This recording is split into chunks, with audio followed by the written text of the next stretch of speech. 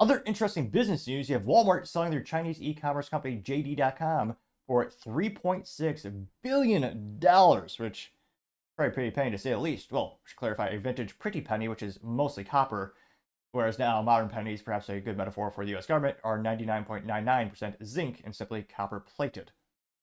Huh, coin pun. You don't see those very often. Now, this comes to us thanks to Yahoo Finance, the original search engine from back in the day, which actually used to be bigger than Google, as crazy as that may seem. Pull it up here. It also looks like a collaboration in Reuters. They say, quote, Walmart unwinds JD.com investment to focus on its own Chinese operations. And there you can see the iconic Walmart logo on one of their stores. This comes from Kenzu and Summer Zhen over in Hong Kong. They say, quote, Walmart sold its roughly entirely $3.7 billion stake in JD.com, ending the 8-year investment into the Chinese e-commerce firm that was yielded waning returns. And the U.S. retail giant said it would focus on its own operations in China.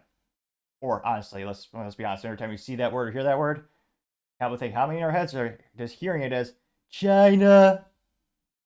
Perhaps one of Trump's best branding moments. But they say, quote, the move comes as competition for online shoppers' money in China has led to steep discounts from companies including JD.com as well as Alibaba, which has squeezed their margins.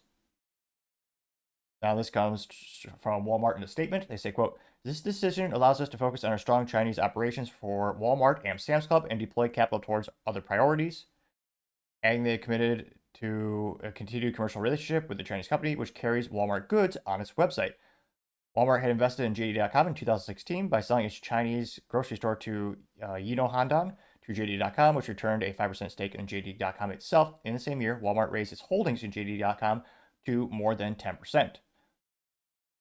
Now, in terms of stock crashing terribly, again, not financial advice, so I'm not sure how many people are, trading on the Chinese stock market, but nevertheless, say, quote, shares of JD.com have fallen around 70% of their peak in nearly 2021, and prices are close to levels of 2016. You also know that sales are mostly stagnated after the pandemic as shoppers went to other low-cost rival. Now, this is definitely a local one in China, called Pinduoduo, Pinduoduo. There's like a 1% chance I pronounced it right, probably, give or take. They said that the U.S. retailer's share sale was fully subscribed as a person familiar with the matter told Reuters earlier this week, and would be worth about $3.74 billion at the top of the earnings, which makes sense.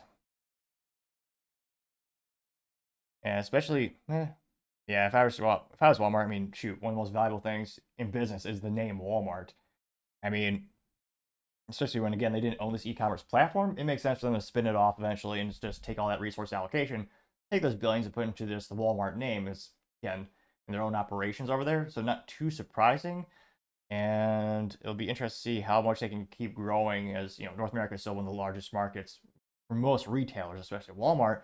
But how much opportunity is there in China where there's more competition? And how will Walmart be able to build out their e-commerce platform, which is growing and actually is starting to make a profit? Though, anecdotally speaking, I only know one person who's ever used Walmart.com, with the exclusion of, I know some friends order groceries. I have one person I know who bought a product, like a durable product, which was myself, which the earpiece was broken, but they returned it. So it was an interesting experience. But let me know, do you know anyone actually who uses Walmart.com? Do you think that's the best way for them to go? Or do you think they should have kept that local name, or rather continue to work with this local company and invested their resources and just buy a bigger stake of that company, maybe eventually overtake the operations, but keep the brand? Let me know in the comments, because as always, it'd be fascinating to hear what you have to say. Thank you, everyone, for taking the time to tune in. Again, trying to get to 4,000 subscribers by the end of the month. So if you can click that button, I would greatly appreciate it.